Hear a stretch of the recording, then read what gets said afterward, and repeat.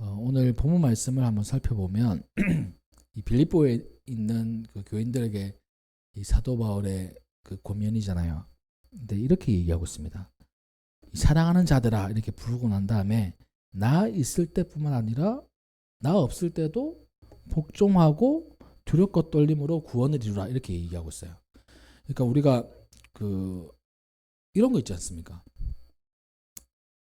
우리의 삶의 모범이 돼서 저 사람을 좀 따라하고 싶다. 롤 모델로 삼는 게 있어요. 저 사람처럼 되고 싶다. 이런 게 있잖아요. 그런 것처럼 이 빌립보에 있는 교인들 또 많은 성도님들은 이 사도 바울의 신앙생활의 롤 모델이 되었습니다. 그래서 이 사도 바울의 가르침에 따라서 이렇게 했던 거예요. 근데 그 가르침이 눈에 보일 때는 이렇게 직접 물어보거나 따라하면 되는데 안 보일 때는 이게 잘 안 됐던 겁니다. 그래서 그것을 통해 가지고 이 사도 바울이 없어도 하나님 말씀에 순종하고 복종하고 그리고 또 그 두렵고 떨림으로 이 구원을 이루어라. 이 두렵고 떨림이라는 것은 그냥 장난식으로 하는 게 아니고 진짜 이걸 진지하게 이 구원에 대한 이야기들 또 구원을 이루는 삶의 모습을 이뤄 나가라는 거예요. 그래서 이 모든 빌립보나 다른 이 사도 바울이 개척했던 교회들은 사도 바울이 롤 모델이었습니다.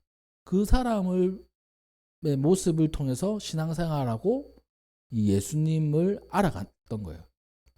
그래서 우리 성도님들도 제가 이제 그런 마음이 있어요. 제가 이제 롤 모델이 돼야 되는데 부족해가지고 성도님들이 목사님을 통해 가지고 이 하나님께 나아가고 신앙생활하는 것을 배워야 되는데 제가 너무나 부족한 그런 모습 때문에 롤 모델이 될 수 있을까 그런 걱정들이 있어요.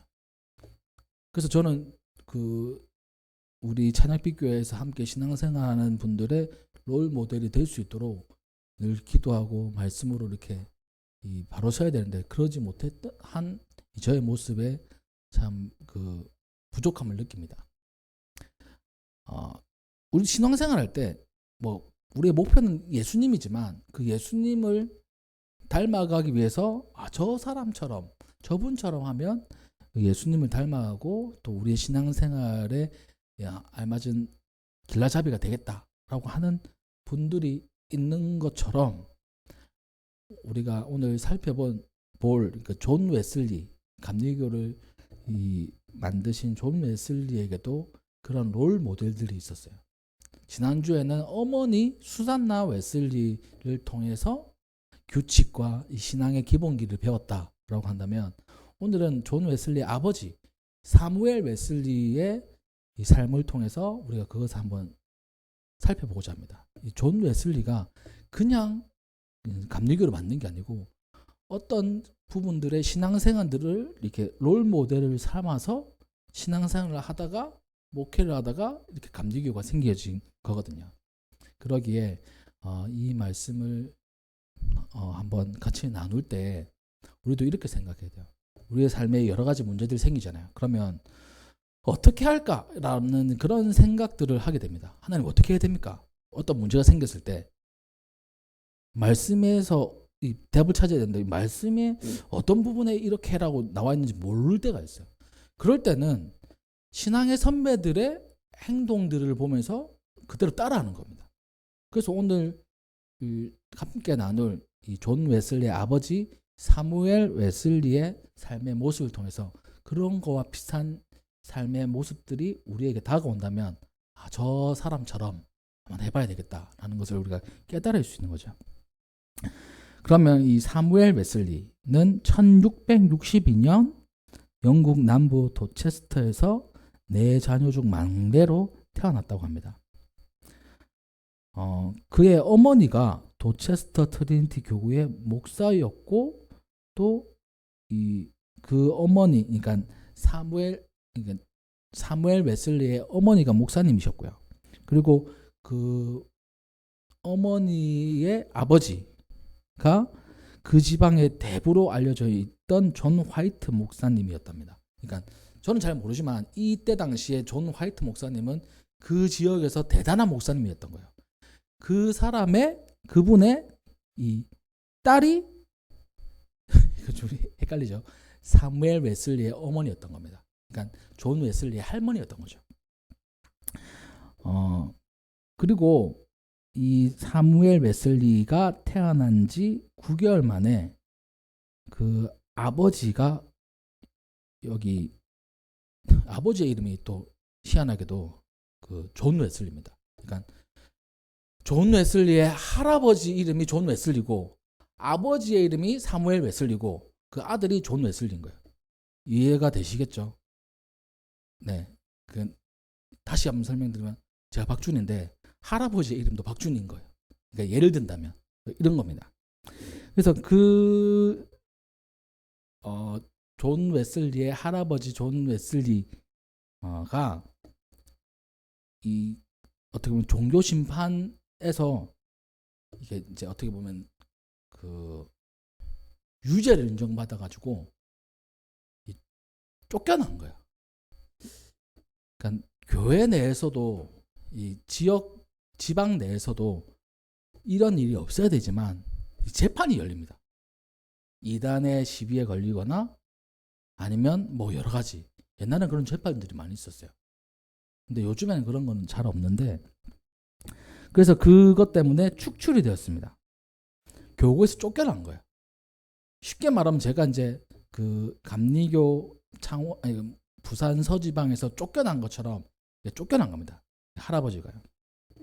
이때부터 이 사무엘의 가족은 살 집도 없어서 방랑 생활을 하고 온갖 종류의 박해와 시련 또 지독한 가난과 고독을 견디며 살아야 됐다고 기록에 남아 있었습니다. 그리고 이 사무엘 웨슬리가 16살 되던 해에 그의 아버지 존 웨슬리, 그러니까 존 웨슬리의 할아버지가 돌아가셨어요. 어머니는 홀로 4자녀들을 길렀습니다. 그의 어머니는 그러니까 쫓겨난 이유가 지난주에 잠시 설명을 드렸는데 영국에는 큰 두 개의 그 기독교 집단이 있었어요.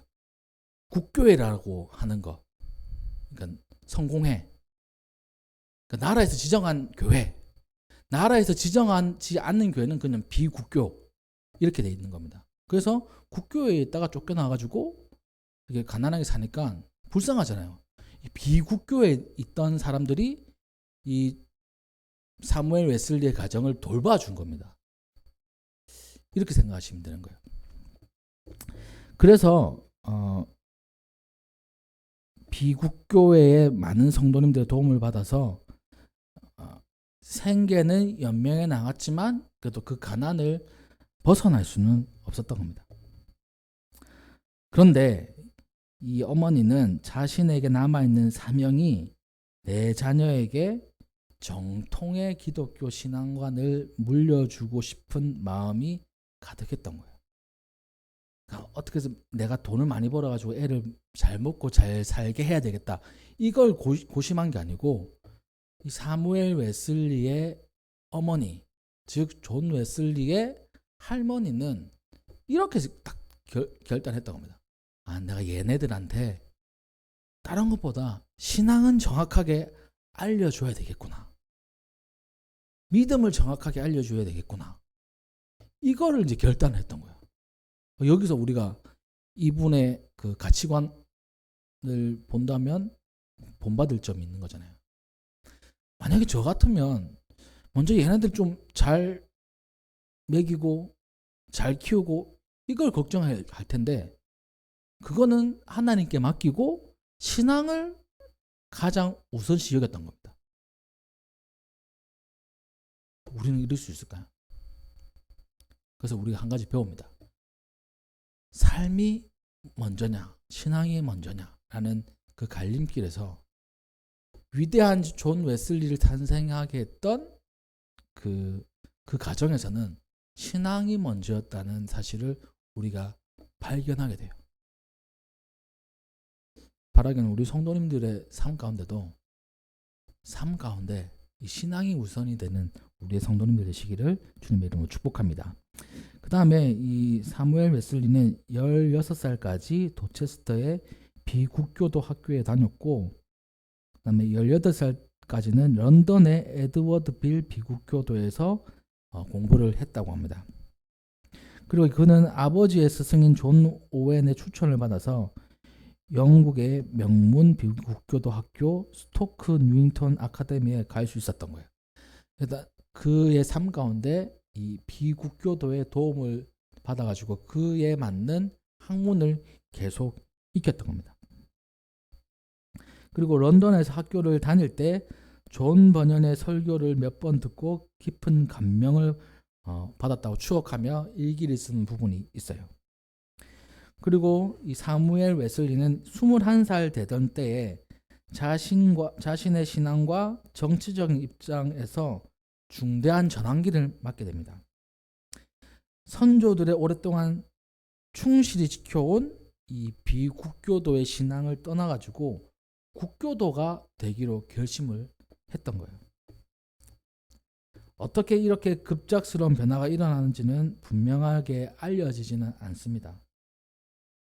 아들 존 웨슬리에 의하면 사무엘 웨슬리는 머튼 아카데미에서 실력을 인정받아서 비국교도에 대한 국교도의 반대 이론을 연구하여 잘못을 지적하려는 연구과제를 받았는데, 그러니까 무슨 말이냐면 이 비국교도에 대한 그러니까 서로가 다르니까 서로가 이제 비판할 거잖아요. 우리가 TV를 보면 그 민주당은 국민의힘 비판하고 있고 국민의힘은 민주당 비판하고 있는 것처럼 이 서로 다른 진영에서는 상대방을 이제 비판하는 겁니다.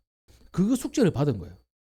그 숙제를 받다가 국교도에서 비국교도를 비판하는 그 내용이 자기의 보기에는 맞는 겁니다. 진짜로. 내가 지금 이 삶을 사는 동안에 비국교도의 도움을 받고 그 학문을 배우고 살았는데 국교도에서 비국교도의 이 비판의 내용들을 공부하라는 과제를 받았을 때 딱 공부해 보니까 맞는 거예요. 실제로 맞는 부분이 있는 겁니다. 그래서 이 사무엘 웨슬리는 그때부터 이제 국교도로 전향하기로 결심을 했던 거예요. 그래서 여기에 보니까 이렇게 되어 있습니다.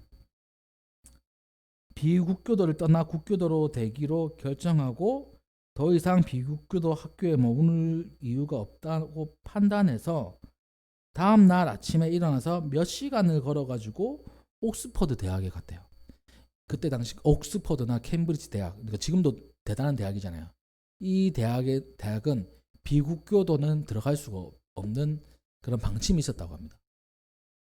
그래서 이제 사무엘 웨슬리는 비국교도에 있다가 이제 나는 국교도가 되겠다 결정하고 더 이상은 비국교도 학교에 다닐 수가 없으니까 국교도가 다닐 수 있는 학교를 찾아보다 옥스퍼드를 가게 된 거예요. 아무나 들어갈 수도 없는데 하여튼 그렇게 된 겁니다. 그러니까 똑똑한 사람들인 거예요. 사무엘은 국교도로서 자격을 갖추게 되어 이 옥스퍼드에서 5년간 공부하면서 그는 확고한 국교도가 되었다고 합니다. 그래서 성직자로 임명을 받은 거예요. 그 기간 동안에. 그러니까 그 같은 기독교이지만 기독교 안에서 교회로 옮긴다는 거, 그리고 또 그 파로 옮긴다는 거 쉽지 않는 일이에요. 근데 자기의 마음 속에 그런 그 갈등 속에 하나님께서 주신 메시지가 있어가지고 비국교도에서 국교도로 옮긴 겁니다. 교회 옮기는 거 쉽지 않아요, 사실. 그렇지 않습니까?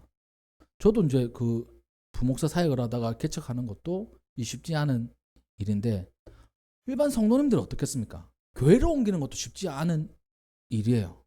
엄청난 결단이 필요합니다. 그 가운데 이 존 웨슬리의 아버지인 사무엘 웨슬리는 그 결단 안에 자기가 연구하고 공부해서 발견한 것을 끝까지 지키려고 했던 겁니다. 그래서 비국교도에서 국교도로 바뀔 수 있었어요. 그렇게 사무엘 웨슬리는 1688년 명망 높은 청교도 지도자인 아네슬리 박사의 자녀 중에 막내딸 수산나 웨슬리와 결혼을 하였습니다. 그리고 그녀와 함께 가족들을 이루고 살았던 거예요. 사무엘은 런던의 올더스케이트에 있는 보돌프 교회에서 부목사로 첫 목회를 시작하였습니다. 또 해군 군목으로 나갔어요. 그는 바다에 대한 두려움 또 여러 가지 문제로 인해서 그것을 오래 할 수 없었습니다. 군목 생활을 정리하고 다시 런던 근처에서 부목사로 일을 하였어요. 그 후 사무엘은 1년 만에 런던의 부목사직을 그만두고 잉글랜드 북쪽 링컨주의 사우스 옴스비 교구에서 담임 목사로 이렇게 부임을 하게 됩니다. 그러면서 1694년에 케임브리지 대학에서 문학 석사 학위를 받았습니다. 그러니까 사역을 하면서도 공부를 계속해가지고 케임브리지 대학에서 학위도 받았던 거예요. 그러니까 엄청 똑똑한 사람인 거죠. 그러니까 옥스퍼드도 다니고 케임브리지 대학도 다닌 거예요. 우리 젊은 아이들 옥스퍼드도 나오고 캠브리지도 나오면 요즘에는 어떨까요? 얼마나 대단하다고 생각하지 않겠습니까? 엄청나게 지금도 그러니까 세계에서 손가락에 꼽는 그런 대학들이잖아요. 그런 대학에서 학위를 받고 많은 그 목회자들 사이에서 명망이 높았던 겁니다. 젊은 나이에서. 근데 이 명망 높은 사무엘 웨슬리를 그 주변에 있는 목회자들도 교구에서 높은 자리로 임명하려고 했습니다. 여기 보니까 아일랜드의 감독으로 추천되기도 하였다 이렇게 되어 있습니다. 그러니까 어떤 한 주의 감독 이때 나이가 32살이었어요. 사무엘 웨슬리의 나이가. 감독으로 추천된다고 하면 얼마나 대단한 일입니까? 근데 이 사무엘은 충분히 그런 능력도 있고 지식도 가지고 있었지만 그것을 받아들이지 않았어요. 너무 젊고 경험이 부족하다는 이유로 거절을 했다고 합니다. 우리에게 좀 이러한 일들이 생길 수도 있잖아요. 그 어떤 사람이 대단한 지위와 또 명성을 제한할 수도 있습니다. 이때 우리가 그걸 받아들이느냐 거절하느냐 그 사회에서 갈등할 수가 있어요. 우리 성도님들은 어떻겠습니까? 하나님이 원하시는 것이면 받아들여야죠. 근데 하나님이 원하시지 않는 것이라면 거절할 수도 있어야 된다는 겁니다. 이 웨슬리는 그러니까 사무엘 웨슬리는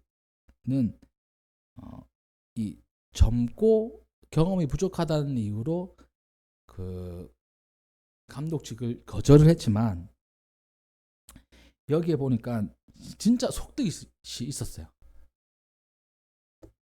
이 사무엘 웨슬리가 하고 싶었던 목회가 있었던 겁니다. 그것에 맞지 않았던 거예요. 하나님이 나를 어떻게 부르셨다는 확신이 있었기 때문에 그곳에 가지 않고 자기가 있어야 될 곳에서 목회를 했던 겁니다. 지위, 명예 이런 걸 원하지 않았던 거예요. 만약에 그 사무엘 웨슬리가 이렇게도 이렇게 얘기를 합니다. 그 감독직을 수락하고 또 더 좋은 곳으로 계속 나가려고 했다면 존 웨슬리의 이 감리교는 시작되지 않았을 것이다 라고 이렇게 얘기까지 해요. 그렇게 하나님의 마음과 또 하나님의 뜻을 발견하기 위해서 또 그 사명을 따라가기 위해서 애썼던 사람이 바로 존 웨슬리의 아버지 사무엘 웨슬리였다고 합니다. 이 웨슬리 가족이 거주하는 동안에 이 에버스라는 곳에서 살았는데 거기에 불이 3번 났대요. 목사간에 불이 3번 났는데 여기 보니까 1704년에 화재로 모두 다 타버리는 경우도 생겼다고 합니다.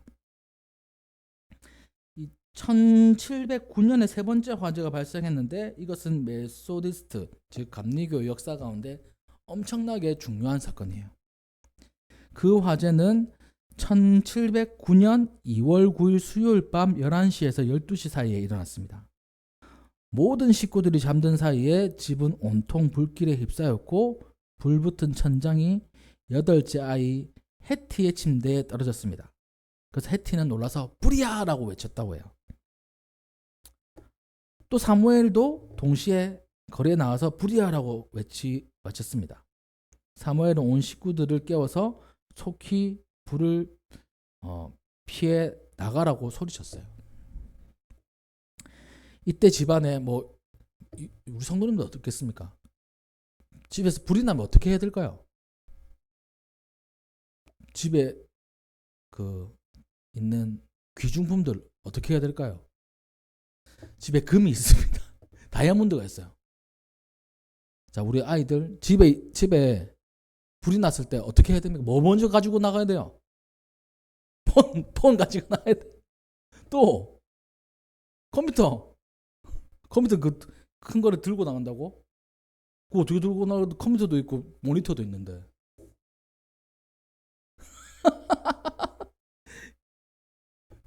컴퓨터 구하다가 목숨을 잃을 수도 있는데. 저희 집에는 딱히 귀중품이란 게 없어가지고 뭘 들고 나가야 될지는 잘 생각이 안 납니다. 근데 우리의 목숨부터 챙겨야죠. 불이 났으면 먼저 밖으로 안전한 곳을 피하는 게 상식이에요. 이 웨슬리의 집에도 특별한 거 없었습니다. 여기에 보니까 그의 일기에 보니까 약간의 금과 은 그리고 20파운드 돈이 있었는데 아내인 수산나가 그것을 건지려고 머뭇거리자 사무엘 이 웨슬리는 속히 나가라고 소리쳤습니다. 그러니까 집에 조그만 돈들이 있었는데 그걸 챙기려고 엄마가 이렇게 했는데 아빠가 빨리 나가! 라고 한 거예요. 그리고 그녀를 밖으로 밀어냈습니다. 그때 존 웨슬리, 이 감리교의 창시자 존 웨슬리는 6살이었어요. 6살. 그는 불길 속에서 너무나 공포에 질려서 소리 높여 울었다고 합니다. 그리고 그의 아버지 또 주변 사람들이 존을 구출을 했어요. 끝나고 그러니까 다 구출된 다음에 이 엄마 수산나는 아빠 사무엘에게 이렇게 얘기했다고 합니다. 당신의 책은 얼마나 구했습니까? 그러니까 이 사무엘은 다른 것보다 책을 소중하게 여겼던 거예요. 우리 아이들 책을 가지러 들어갈까요? 저도 책 안 가지러 들어갑니다. 그냥 나오지. 근데 사무엘은 책을 소중하게 여겼던 거예요. 그러니까 우리와 다르죠. 저하고 다릅니다. 우리 성도님들도 다를 수 있으니까. 책을 구하고 얼마나 구했습니까? 이렇게 물어봤더니만 이 사무엘이 이렇게 얘기했습니다. 다 잃어버렸고 모든 소유물을 다 타버렸습니다. 그런데 당신과 우리 가족이 모두 살았고 생명도 잃어버리지 않았으니 오직 감사할 뿐입니다. 그러니까 다 타고 하나도 건진 게 없지만 우리의 생명을 건지신 하나님께 감사할 뿐이라는 거예요.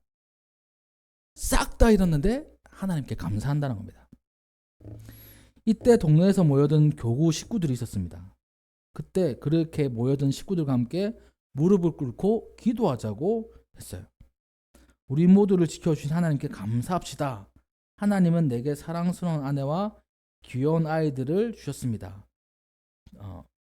집은 가버리라고 합시다. 나는 아직도 부자입니다. 이렇게 얘기를 했다고. 사람들 앞에서 그렇게 간증을 했다고 해요. 아무것도 없는 상태에서 나는 부자입니다.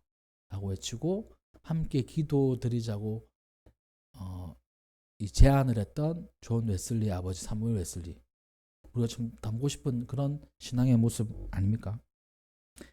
이 날을 감리교에서 왜 귀하게 생각하냐 하면 이 존 웨슬리가 1737년에 자신을 표현하기로 이렇게 표현했습니다. 불 속에서 꺼낸 막대기가 나이다. 이렇게 얘기한 거예요. 불 속에서 꺼낸 막대기. 그러니까 그 불이 바로 이 1709년에 있었던 이 화재, 그 속에서 살아남은 자기 식구들을 생각하면서 그 부모님의 말씀대로 자신이 기적적인 구출이 하나님의 특별한 섭리였고 그 속에서 하나님께 감사했던 이 사무엘 아버지에 대한 그 믿음을 배운 거예요. 그러한 믿음의 가정 속에서 이 존 웨슬리라는 대단한 위대한 어떻게 보면 목사님이 탄생할 수 있었던 것입니다. 이렇게 이 사무엘 웨슬리에 대한 이야기들이 더 있지만 오늘은 여기까지 한번 살펴봤어요. 우리 인생 가운데도 여러 가지 이 선택을 하고 또 그것을 해석할 일들이 있습니다. 나에게 엄청난 대단한 일들이, 좋은 일들이 딱 닥쳤을 때 우리가 그것을 맹목적으로 받아들이는 게 아니라 진짜 하나님이 원하시지 않는 거면 거절할 수 있는 그런 우리의 삶이 되어야 돼요. 아무리 좋아도 하나님이 아니라고 하시면 거절할 수 있어야 돼요. 사무엘 웨슬리가 감독직, 그 지역의 감독직을 이 제안을 받았어도 그걸 거절할 수 있었던 것처럼요. 또 싹 다 잃어버려도 하나님 앞에 감사할 수 있는 넉넉한 신앙인의 모습이 되어야 됩니다. 사무엘 웨슬리와 또 그 가정이 하나님과 이웃들 앞에서 감사할 수 있었던 것처럼요. 이러한 그들의 삶의 모습을 통해서 우리가 배웁니다. 거절할 수 있을 때 거절할 수 있는 우리의 용기, 그리고 아무것도 없어도 하나님 앞에 감사할 수 있는 그런 넉넉한 마음, 그 마음이 우리 성도님들의 마음이 되시기를 주님의 이름으로 축복합니다. 이 사무엘 웨슬리의 삶이 우리에게 알려줘요. 우리의 방향을 제시해 줍니다. 또 그의 가정의 모습을 통해서 우리가 깨닫습니다. 특별한 신앙의 가문은 뭔가 달라도 다르구나. 우리도 저 가문, 저 가정처럼 살고 싶다. 그런 신앙의 모습을 살고 싶다. 이렇게 어떻게 보면 신앙의 욕심을 가지시고 또 그의 삶을 본받아 나가는 우리 성도님들 되시기를 주님의 이름으로 축복합니다. 네, 기도하겠습니다.